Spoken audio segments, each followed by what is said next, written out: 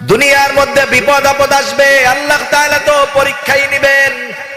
আল্লাহ তাআলা বলেন, ওয়ালা নাবলুওয়ান্নাকুম বিশাইইম মিনাল খাউফি ওয়াল জু' ওয়া নাকসিম মিনাল আমওয়ালি ওয়াল আনফুসি ওয়াস সামারাত।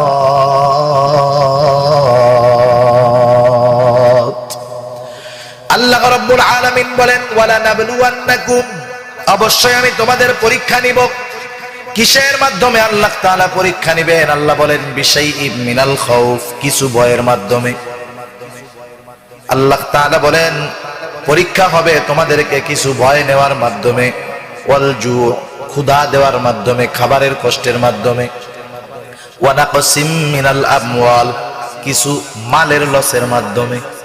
ব্যবসায় লস হয় না মাঝে মাঝে? সন্তানকে বিদেশ পাঠাবে, 15 লাখ দিয়া লস, যাইতে পারে নাই। কিছু মালের নুকসানের মাধ্যমে আমি আল্লাহ পরীক্ষা নিব। ওয়াল আনফুস, জানের নুকসানের মাধ্যমে পরীক্ষা নিব, অসুস্থ করে দিব, অ্যাক্সিডেন্টে হাত পা ফালায়া দিব। ওয়াবাশশিরিস সাবিরিন, আল্লাহ তাআলা বলেন এই বিপদ আসার পরেও যারা সবর করবে এদেরকে জান্নাতের সুসংবাদ দিয়ে দাও।